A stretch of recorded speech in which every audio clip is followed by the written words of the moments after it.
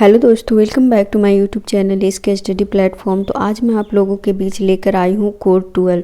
तो मैंने कोर 11 के सारे जितने भी कोर 11 में जितना भी यूनिट पढ़ना था उसका कंप्लीट सिलेबस को मैंने पढ़ाकर पूरा कर दिया है।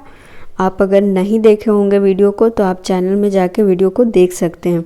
तो कोर 11 तो कंप्लीट हो चुका है। अब हम लोग देखेंगे आज से कोर 12। तो चलिए हम लोग शुरू करते हैं। तो फर्स्ट टॉपिक है कोर 12 में spermatogenesis. Spermatogenesis refers to the formation of sperm from the diploid germ cell by reduction. तो डिप्लॉयड जर्म सेल से जो स्पर्म का फॉर्मेशन होता है रिडक्शन प्रक्रिया के द्वारा, उसी को स्पर्मेटोजेनेसिस कहा जाता है। अगर शॉर्ट में हम लोग बोल सकते हैं तो इसको बोल सकते हैं फॉर्मेशन ऑफ स्पर्म। नेक्स्ट है यहाँ पे the germ cell which is situated in the seminiferous tubules divided meiotically to produce spermatogonia. और जो जर्म सेल होता है वो सेमनीफेरस ट्यूब्यूल्स में सिचुएटेड रहता है और ये मेटोटिक डिवाइड होता है और स्पर्मेटोगोनिया प्रोड्यूस करता है। Spermatogonia further divided into two types. और स्पर्मेटोगोनिया जो होता है वो टू टाइप्स में डिवाइड होता है, type A spermatogonia and type B spermatogonia. तो चलिए अब हम लोग देखते हैं वन बाय वन करके दोनों टाइप को। Type A of spermatogonia further divided by meiotic division and produce large amount of spermatogonia A and small amount of spermatogonia B. जो टाइप ए ऑफ स्पर्मेटोगोनिया होता है वो मेटोटिक डिवाइड करता है, फिर से मेटोटिक डिवाइड करता है और बहुत सारा मतलब लार्ज अमाउंट में स्पर्मेटोगोनिया टाइप ए बनाता है और स्मॉल अमाउंट में टाइप बी बनाता है। The process of formation of spermatozoa from spermatids is called spermiation. और स्पर्मेटिड्स से स्पर्मेटोजोआ बनने का जो प्रोसेस होता है उसको स्पर्मेशन कहा जाता है। तो ये है स्पर्मेटोजोआ का प्रोसेस कि किस तरह से जर्म सेल है। तो जर्म सेल सबसे पहले जर्म सेल, उसके बाद उसको हम लोग माइटोटिक डिवीजन करते। तो यहाँ पे सिंपली है कि माइटोटिक डिवीजन करेंगे तो अगर जो रहता है वही चीज़ में टूटता है, मतलब 2n है तो 2n में ही टूटेगा। और अगर इसी को हम लोग मियोसिस डिवीजन करेंगे तो 2n है तो सिंगल मतलब हेप्लॉइड में टूटेगा। तो यहाँ पे देख सकते हैं जर्म सेल है, जर्म सेल माइटोटिक डिवीजन किए तो टाइप ए ऑफ स्पर्मेटोगोनिया में फिर से इसको दोबारा माइटोटिक डिवीजन किए तो यहाँ पे 4 आया। 4 में से 3 को जो है वो टाइप ए स्पर्मेटोगोनिया और एक जो है वो टाइप बी है। और फिर से उसको माइटोसिस डिवीजन करेंगे तो यहाँ पे फिर से डिप्लॉयड आता है और ये प्राइमरी ओसाइट का फॉर्मेशन करता है। वो उस प्राइमरी ओसाइट को क्या करेंगे हम लोग मियोसिस करेंगे। तो मियोसिस करेंगे तो फिर से डबल एन आएगा। उसके बाद फिर क्या है, फिर मियोसिस 2 करेंगे तो स्पर्मेटिड्स आएगा और स्पर्मेटिड्स के बाद फिर स्पर्मेटोजोआ आएगा। तो ये पूरी प्रोसेस को देख लीजिए किस तरह से करना है। अब नेक्स्ट है हम लोग का oogenesis। तो यहाँ पे देख सकते हैं oogenesis का भी पूरा प्रक्रिया दिया हुआ है, कैसे होता है, कहाँ माइटोटिक डिवीजन होता है, कहाँ मियोसिस डिवीजन होता है। इधर फर्स्ट पोलर बॉडी बनता है, सेकेंडरी ओसाइट, प्राइमरी ओसाइट। तो ये oogonia का है। अभी oogonia का जो थ्योरी है वो हम लोग आगे देखते हैं। The oogonia is a form primary oocyte by the division of mitosis. और जो oogonia है वो प्राइमरी ओसाइट के डिवीजन से, माइटोटिक डिवीजन से oogonia का फॉर्मेशन होता है। Each primary oocyte gets surrounded by a layer of granulous cells and is called primary follicle। और जो प्रत्येक प्राइमरी oocyte जो होता है वो ग्रैनुलोजस सेल्स के लेयर में चारों तरफ से घिरा हुआ रहता है और उसी को बोला जाता है primary follicle. The primary oocyte from secondary oocyte and the primary oocyte form secondary oocyte and tiny first polar body through meiosis 1। और मियोसिस 1 के द्वारा प्राइमरी oocyte से सेकेंडरी oocyte और टीनी फर्स्ट पोलर बॉडी का formation होता है। Next 4 point है the secondary oocyte form tiny polar body and ovum through the division of meiosis 2। और फिर सेकेंडरी oocyte का मियोसिस करने से पोलर बॉडी और ओवम का फॉर्मेशन होता है। नेक्स्ट फिफ्थ पॉइंट है secondary oocyte retain much of the nutrient rich cytoplasm. जो सेकेंडरी oocyte होता है वो साइटोप्लाज्म, जो न्यूट्रिएंट होता है वो साइटोप्लाज्म में होता है। The secondary oocyte form a zona pellucida, और जो सेकेंडरी oocyte होता है वो जोना पेलुसिडा का फॉर्मेशन करता है। तो इस वीडियो में वीडियो तो लंबा बन जाएगा क्योंकि इस वीडियो में आज मैं बहुत सारे टॉपिक को डिस्कस करने वाली हूँ एक ही वीडियो में, जो कि आपको बहुत सारे वीडियो देखने का ज़रूरत नहीं पड़ेगा, एक ही वीडियो मिल जाएगा। तो ये हमारा फर्स्ट टॉपिक था स्पर्मेटोजेनेसिस एंड oogenesis था। अब हम लोग फर्टिलाइजेशन देखेंगे। तो चलिए हम लोग शुरू करते हैं। Fertilization, the complete and permanent fusion of haploid male and female gamete is called fertilization and it's in the formation of diploid zygote. तो कंप्लीट और परमानेंट फ्यूजन जो हेप्लॉइड मेल और फीमेल का होता है, फीमेल गैमेट का होता है, उसी को फर्टिलाइजेशन कहा जाता है और ये फॉर्मेशन करते हैं डिप्लॉइड जायगोट को। Fertilization is the union of spermatozoa and egg, और जो फर्टिलाइजेशन होता है वो यूनियन होता है स्पर्मेटोजोवन और एग का। In human process of fertilization take place in fallopian tubes, और जो ह्यूमन बींग्स होते हैं उनमें फर्टिलाइजेशन फैलोपियन ट्यूब में होता है। अब हम लोग टाइप्स देखें, types of fertilisation. External fertilisation, the process of fusion of male और female gamete taking place in the external environment called external fertilisation, और जो मेल और फीमेल गैमेट का फ्यूजन होता है वो एक्सटर्नल मतलब बाहरी पर्यावरण में होता है, एक्सटर्नल इन्वायरमेंट में होता है, उसी को एक्सटर्नल फर्टिलाइजेशन कहा जाता है। The offspring produces higher in number, और जो ऑफस्प्रिंग होता है वो हायर होता है, बहुत सारा होता है। एग्जाम्पल है इसका algae, fishes, amphibians etc। Next हमारा internal fertilisation, the process of fusion of male and female gametes taking place in internal environment called internal fertilisation, और जो मेल और फीमेल गैमेट का फ्यूजन होता है इंटरनल इन्वायरमेंट में उसी को बोला जाता है internal fertilisation. The offspring produced less in number, और जो ऑफस्प्रिंग होता है वो लेस नंबर में प्रोड्यूस होता है इंटरनल फर्टिलाइजेशन में। इसका एग्जाम्पल है मैमल्स, टेरिडोफाइट्स etc। अब हम लोग देखेंगे फर्टिलाइजेशन का केमिकल फैक्टर। तो फर्स्ट केमिकल फैक्टर हमारा attraction of gamete. In certain animals sperm are attracted toward the egg by chemical. तो बहुत सारे ऐसे एनिमल्स होते हैं जिसमें जो केमिकल्स के द्वारा जो स्पर्म है वो एग की ओर अट्रैक्ट होता है। This happen in coelenterate, fishes, insect etc। और ये जो होता है अट्रैक्शन ऑफ गैमेट होता है वो ज़्यादातर सिलेंट्रेट्स में होता है, जैसे फिशेस, इंसेक्ट etc में होता है। In fishes and insect, this chemical is present in the chorion lining the macropyle। और फिशेस और इंसेक्ट में क्या होता है, ये जो केमिकल होता है वो प्रेजेंट होता है कोरियन लाइनिंग मैक्रोपाइल में। When the chorion is removed from the egg, the activity of sperm slow down। और जब कोरियन को रिमूव कर दिया जाता है एग से जब रिमूव कर दिया जाता है तो जो स्पर्म का एक्टिविटी होता है वो स्लो हो जाता है। ये यहाँ पे ड्राइंग है, इसका बना लीजिएगा। नेक्स्ट है हमारा second factor, fertilising and anti fertilising reaction. This sperm identifies the egg by the reaction between fertilising and anti fertilising. तो देखते हैं हम लोग दोनों को एक एक करके। Fertilising, the egg contain on its surface a chemical substance called fertilising, it is a glycoprotein.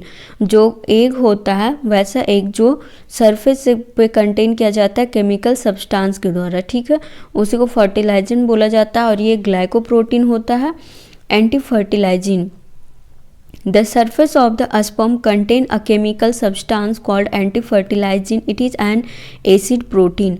तो जो स्पर्म होता है, जो स्पर्म सरफेस में कंटेन करता है केमिकल सब्सटेंस को, वो एंटी फर्टिलाइजिंग कहलाता है और ये एसिड प्रोटीन होता है।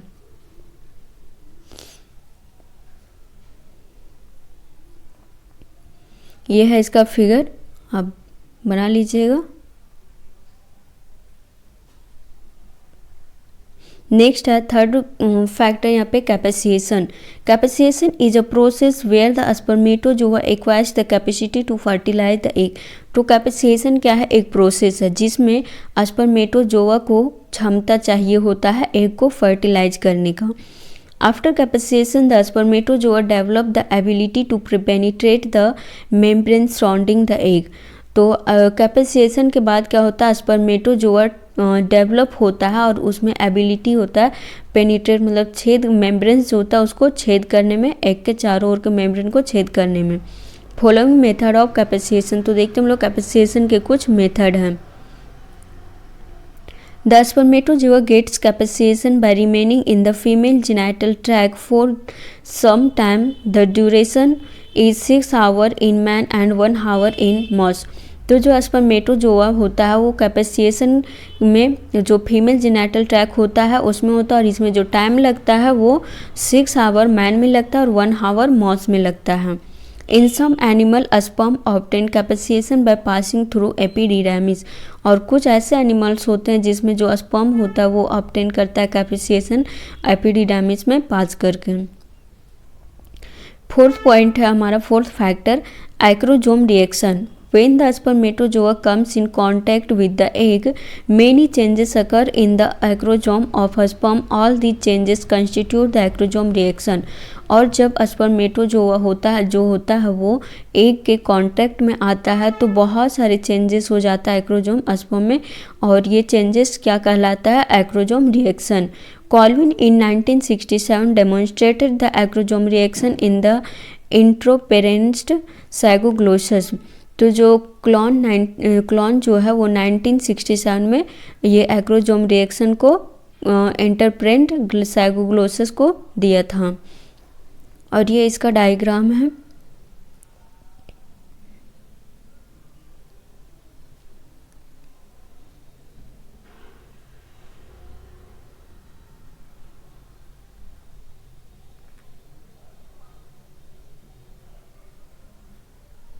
अब नेक्स्ट हमारा फिफ्थ फैक्टर है amphimixis. Amphimixis refers to the fusion of male and female pronuclei. तो एम्फीमेक्सिस रिफर्स करता है मेल फीमेल के प्रोन्यूक्लिया फ्यूजन को। In sea urchin the all vertebrates the two nuclei come in contact with each other. और जो sea urchin और जितने भी वर्टिब्रेट्स होता है उसमें जो टू न्यूक्लियाई होता है वो ये कम होता मतलब कॉन्टैक्ट में आता है, एक दूसरे के कॉन्टैक्ट में आता है। The nuclear membrane at the point of contact disappear. और जो न्यूक्लियर मेम्ब्रेन होता है वो कॉन्टैक्ट डिसअपियर में होता है। The contact of the two nuclei unite into a mass surrounded by a common nuclear membrane। और जो कांटेक्ट होता है टू न्यूक्लियाई में वो यूनाइट होता है मास सराउंडेड में और कॉमन न्यूक्लियर मेम्ब्रेन में। नेक्स्ट सिक्स नंबर में सिक्स फैक्टर है cortical reaction. As the sperm enters the egg become activated first all changes occur in the cortex of the egg. This changes constitute the cortical reaction. और जब sperm जो है वो इंटर्स करता है egg में तो एग क्या होता है, एक्टिवेट हो जाता है। और फर्स्ट चेंजेस क्या होता है, मतलब first of all changes occur in cortex. और सबसे पहला चेंज जो होता है वो कॉर्टेक्स में होता है और इसी को कॉर्टिकल रिएक्शन कहा जाता है।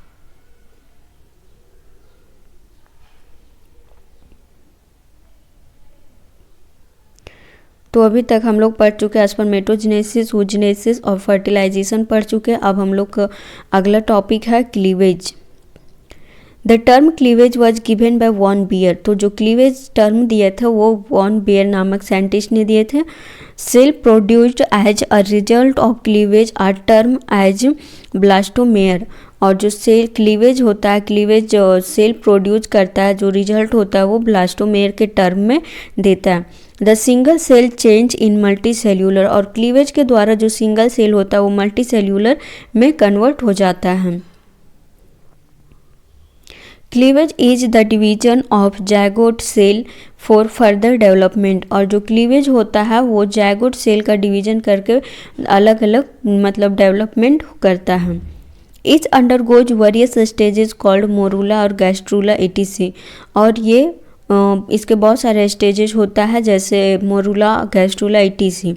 तो अब हम लोग देखेंगे स्टेजेस ऑफ क्लीवेज। पहला है ब्लास्टोमेयर, दूसरा मोरूला, तीसरा ब्लास्टूला और चौथा गैस्ट्रूला। तो इसको ये नहीं कि हम आगे पीछे नहीं लिखिएगा, ये जिस तरह से सीरियल बाय दिया उसी तरह से लिखिएगा। तो पहला हम लोग देखते हैं, पहला में है blastomere. Blastomere is the first step of the cleavage in which zygote cell divide mitosis division each producing many cells. It passes from 2 to 32 cell stage. और जो ब्लास्टोमेयर होता है वो क्लीवेज डिवीजन का फर्स्ट स्टेप होता है। इसमें zygote cell divide होता है माइटोसिस डिवीजन से और प्रोड्यूस करता है बहुत सारे सेल्स को, और ये फॉर्म करता है 2 to 32 सेल स्टेज को। नेक्स्ट हमारा दूसरा स्टेज है morula. Morula is a second solid mass of cell which form after blastomere. और जो मोरूला है वो सेकेंड सॉलिड मास सेल होता है और ये ब्लास्टोमेयर के बाद फॉर्म होता है। The blastomere are closely packed without any space in between them. और जो ब्लास्टोमेयर होता है वो इतना पैक्ड होता है, क्लोजली पैक्ड होता है कि जो मतलब मोरूला और ब्लास्टोमेयर के बीच में एक भी जैसा स्पेस नहीं होता है। This solid mass look like a mulberry stage. और ये जो सॉलिड मास होता है वो ऐसा लगता है जैसे मलबरी स्टेज है। This stage found only in such egg which are little yolk. तो ये जो स्टेज होता है वो वैसे एग्स में मतलब फाउंड होता है जो जिसका जो यॉक होता है वो लिटिल होता है।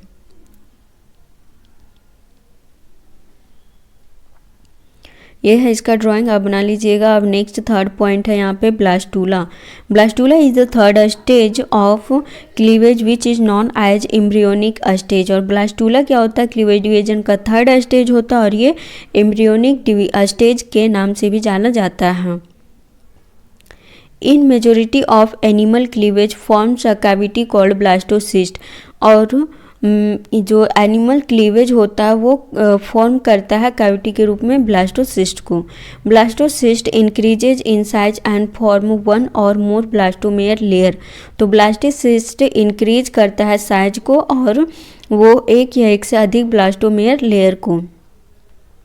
इन कॉर्डेट्स ब्लास्टूला में भी सिलोब्लास्टूला और डिस्कोब्लास्टूला टाइप। और जो कॉर्डेट्स होता है उसमें ब्लास्टूला दो प्रकार के होते हैं, सिलोब्लास्टूला और discoblastula. In fishes, reptilia and bird it is discoblastula and in mammals it is blastocyst type. तो फिशेस, रेप्टाइलिया और बर्ड में ये डिस्कोब्लास्टूला होता है और मैमेलिया में ब्लास्टोसिस्ट होता है। और ये यहाँ पे इसका स्ट्रक्चर दिया हुआ है।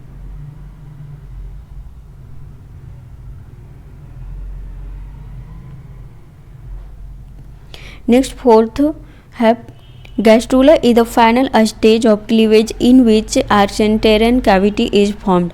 और जो गैस्ट्रूला होता है वो क्लीवेज डिवीजन का फाइनल स्टेज होता है और इसमें जो आर्केंटेरन कैविटी का फॉर्मेशन होता है।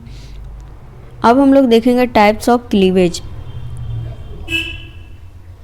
तो टाइप्स ऑफ क्लीवेज का फर्स्ट टाइप है यहाँ पे holoblastic cleavage. In the process of holoblastic cleavage, the entire cell are divides, so it is called total or complete cleavage. तो जो holoblastic cleavage होता है इसमें इंटायर सेल का डिवीजन होता है, इसलिए ये टोटल और कंप्लीट क्लीवेज कहलाता है। When during division blastomere form equal size of cell called holoblastic equal cleavage. और जब ब्लास्टोमेयर का डिवीजन होता है इक्वल साइज डिवीजन में तो उसी को होलोब्लास्टिक इक्वल क्लीवेज कहा जाता है। और होलोब्लास्टिक क्लीवेज का यहाँ पे 4 टाइप है। तो फर्स्ट है radial cleavage. In radial cleavage first 2 cleavage furrows are meridional and third are equatorial, thus 8 equal sized blastomere formed. और जो रेडियल क्लीवेज होता है, रेडियल क्लीवेज वो उसमें जो फर्स्ट पहला 2 क्लीवेज होता है वो मेरिडिनल होता है और थर्ड होता है वो इक्वेटोरियल होता है। और जो 8 इक्वल साइज का ब्लास्टोमेयर इसमें रेडियल क्लीवेज में फॉर्म होता है। बी नंबर है bilateral cleavage. In bilateral cleavage blastomere are bilaterally arranged in the axis of egg. और जो बायलेटरल क्लीवेज होता है इसमें ब्लास्टोमेयर बायलेटरली अरेंज्ड होता है एक्सिस ऑफ एग में। और यहाँ पे हम लोग का सी नंबर में है spiral cleavage. The process by which cell of the early embryo divides and spiral around the pole of axis of the embryo. और जो स्पाइरल क्लीवेज होता है इसमें क्या, जो अर्ली एम्ब्रियो होता है वो डिवाइड्स होता है स्पाइरल अराउंड पोल में डिवाइड होता है और पोल ऑफ एक्सिस में होता है एम्ब्रियो के रूप में। इसका एग्जाम्पल है जैसे एनीलिडा। डी नंबर है biradial cleavage. When the first 3 division planes do not stand at right angles to each other the cleavage is known as biradial cleavage. और जो फर्स्ट 3 डिवीजन होता है planes का वो stand right angle में stand नहीं होता है, उसी को bilateral cleavage bye radial cleavage कहा जाता है।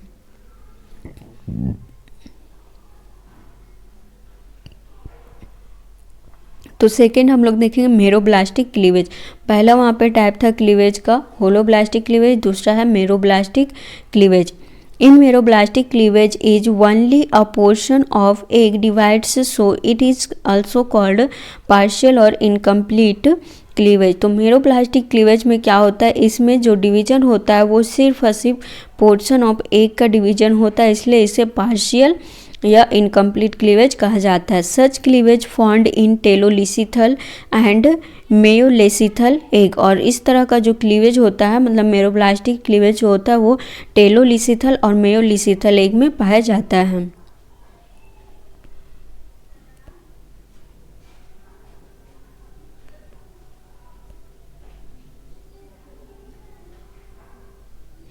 नेक्स्ट यहाँ पे 2 types of cleavage. Discoidal cleavage. In such type of cleavage, cytoplasm placed at the animal pole as a disc cell is blastodisc. As this disc alone divides, so it is also called discoidal cleavage. तो इस प्रकार का जो discoidal cleavage होता है इसमें cytoplasm placed होता है एनिमल पोल में डिस्क के रूप में, इसलिए इसे ब्लास्टो डिस्क कहा जाता है। और ये जो डिस्क होता है वो अलोन डिवाइड होता है, इसलिए इसे डिस्कॉइडल क्लीवेज कहा जाता है। नेक्स्ट है हमारा superficial cleavage. In such type of cleavage found in centrolecithal egg. और इस प्रकार का सुपरफिशियल क्लीवेज में सेंट्रोलिसिथल एग पाया जाता है। Here segmentation occur only in surface layer of egg. और जो यहाँ पे सेगमेंटेशन होता है वो सरफेस लेयर ऑफ एग होता है। Types of cleavage are 2। और जो सुपरफिशियल क्लीवेज का 2 टाइप्स है, डिटरमिनेट और इनडिटरमिनेट। Planes of cleavage. अब हम लोग देखेंगे प्लेन्स ऑफ क्लीवेज। तो यहाँ पे 4 प्लेन्स दिया हुआ है, meridional planes, vertical plane, equatorial plane and latitudinal plane. तो चलिए बारी बारी करके हम लोग देखते हैं। Meridional plane. When a furrow bisect both the pole of the egg passing through the median axis or center of egg, it is called meridional plane. तो मेरिडियनल प्लेन में क्या होता है, जो एग होता है उसको बाइसेक्ट मतलब दोनों पोल से क्रॉस किया जाता है। उस दोनों पोल से क्रॉस किया जाता है, जैसे मीडियन एक्सिस से और सेंटर से भी क्रॉस किया जाता है। इसी को मेरिडियनल प्लेन कहा जाता है। नेक्स्ट है vertical planes. The cleavage furrows may lie on the either side of the meridional planes of the it is called vertical planes. और जो वर्टिकल प्लेन्स होता है इसमें क्लीवेज क्या होता है, आइदर साइड से, मेरिडियनल प्लेन के आइदर साइड से ये क्रॉस करता है। Equatorial plane. This cleavage plane bisect the egg at right angle to the main axis. और इस तरह का क्लीवेज में क्या होता है, जो एग होता है वो बाइसेक्ट तो क्रॉस करता ही है, उसके अलावा ये राइट एंगल में भी क्रॉस करता है। नेक्स्ट है latitudinal plane. It is similar to the equatorial plane but it lies on either side of equator. तो लैटिट्यूडनल प्लेन क्या होता है, ये सिमिलर होता है इक्वेटोरियल प्लेन की तरह ही, लेकिन ये क्या करता है, आइदर साइड होता है, मतलब इक्वेटर के आइदर दोनों साइड होता है। Role of yolk in cleavage formation yolk play important role. तो अब हम लोग देखते हैं कि क्लीवेज का फॉर्मेशन में यॉर्क का क्या योगदान होता है। It affect the rate of change cleavage. तो जो यॉर्क होता है वो क्लीवेज का जो रेट होता है उसको इफेक्ट करता है, और it determine the pattern of cleavage, और ये क्लीवेज के पैटर्न को भी डिटरमाइन करता है। तो सबसे पहले हम लोग देखते हैं कि ये रेट ऑफ क्लीवेज में क्या इफेक्ट करता है।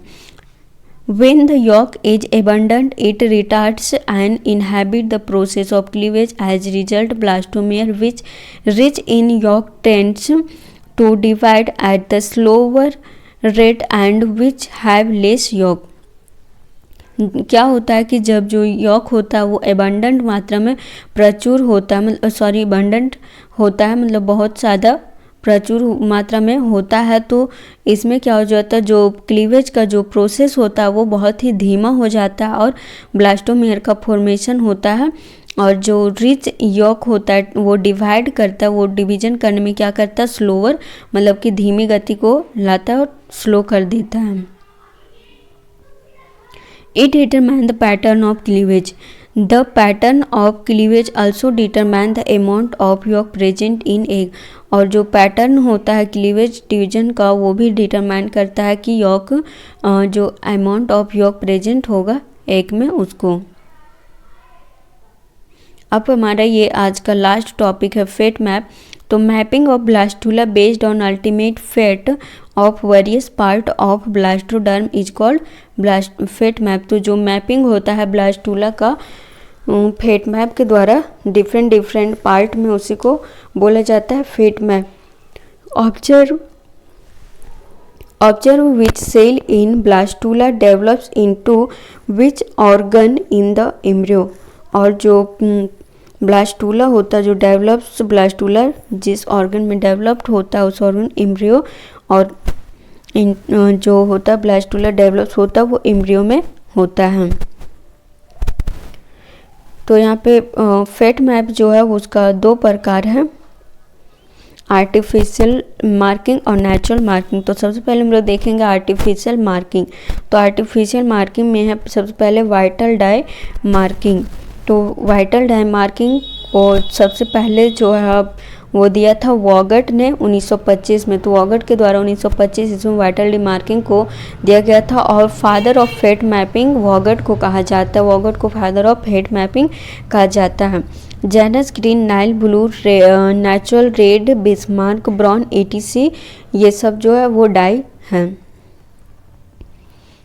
नेक्स्ट है A block of agar is soaked in a vital dye. A block of agar is soaked in a vital dye and pressed against a chosen area of blastoderm for a short period. The dye diffuses from agar into cell of embryo. और जो block होता है इसमें अगर का जो block होता है वो सॉक्ड होता है वाइटल डाई से, और जो चूजन एरिया होता है ब्लास्टोडर्म का जो चूजन एरिया होता है वो उसके अगेंस्ट में होता है, डाई के अगेंस्ट में, और शॉर्ट पीरियड के लिए होता है। और जो डाई होता है वो डिफ्यूजेज होता है अगर से एम्ब्रियो सेल में। दूसरा है कार्बन पार्टिकल मार्किंग। तो कार्बन पार्टिकल मार्किंग जो है वो एन एस्प्रेट ने दिया था, और ये जो इसमें जो फैट मैप होता है वो चीक में होता है, एन एस्प्रेट के द्वारा दिया गया था।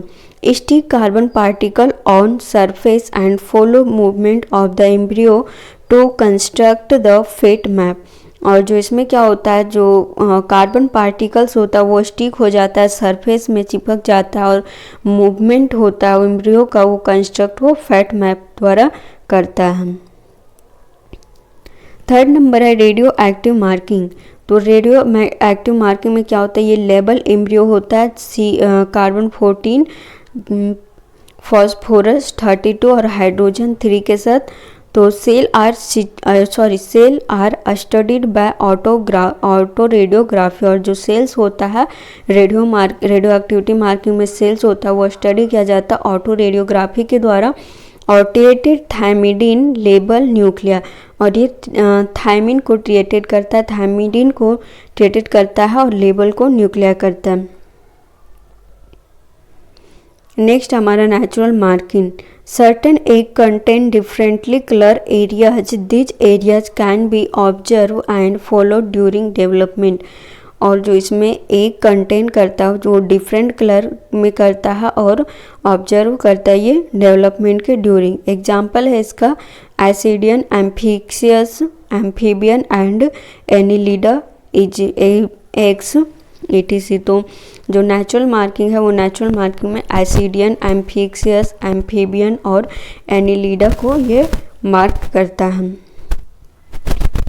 नेक्स्ट यहाँ पे एनिमल पोल। तो एनिमल पोल जो होता है, एनिमल पोल में एक्टोडर्म और नर्व टिश्यू सेल का फॉर्मेशन होता है। वेजाइटल पोल सेल में होता है इंडोडर्म का, और इक्वेटर सेल में होता है मेसोडर्म और नोटोकॉर्ड का। तो यहाँ पे देखिए इस तरह से आप स्ट्रक्चर भी इसका बना लीजिएगा। अब हमारा जेनेटिक मार्किंग। तो chimeric embryos creating mosaic embryos having different genetic constitute by xenoplastic transplantation. तो सिमेरिक एम्ब्रियोज जो होता है वो क्रिएट करता है मोसाइक एम्ब्रियोज को, जिसमें क्या होता है कि डिफरेंट प्रकार का जेनेटिक कंस्टिट्यूशन होता है और ये जेनोप्लास्टिक ट्रांसप्लांटेशन के द्वारा होता है। Graft of quail cell into a chick embryo, chick and quail develop in a very similar manner and a graft of quail will participate in construction of various organs। और जो ग्राफ्ट ऑफ क्वेल होता है, quail sales में जो graft होता है वो चिक एम्ब्रियो में होता है, और जो क्वेल डेवलप होता है वो बहुत ही सिमिलर होता है, और ग्राफ्ट क्वेल जो होता है वो पार्टिसिपेट करता है कंस्ट्रक्शन ऑफ वेरियस ऑर्गन में। The chick that hatches will have quail cells in particular sites, और जो चिक होता है वो हेज करता है क्वेल सेल्स को अलग अलग साइट में। नेक्स्ट है ब्रेन बॉ, और recent technique use to tag neuron in brain. तो ये जो लेटेस्ट टेक्निक है टैग न्यूरॉन को ब्रेन में, ये जो न्यूरॉन होता है उसको टैग करने में ब्रेन में। Fluorescent protein are used to tag different protein in cell, और जो फ्लोरेसेंट प्रोटीन होता है वो यूज्ड होता है डिफरेंट प्रोटीन को सेल में टैग करने के लिए।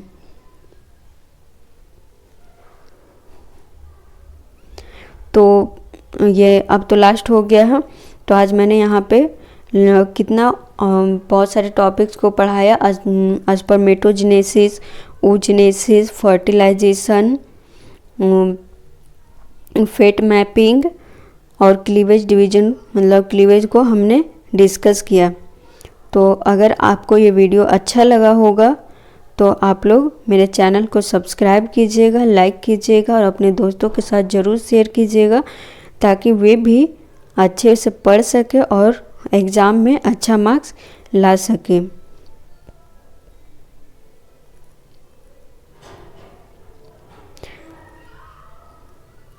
और अगर आपको और भी कोई सब्जेक्ट का अगर नोट्स चाहिए होगा तो आप मुझे कमेंट कर सकते हैं, मैं वो नोट्स आपको प्रोवाइड कर दूँगी। और कहीं भी दिक्कत लगेगा तो आप कमेंट कीजिएगा, मैं कमेंट का रिप्लाई ज़रूर दूँगी।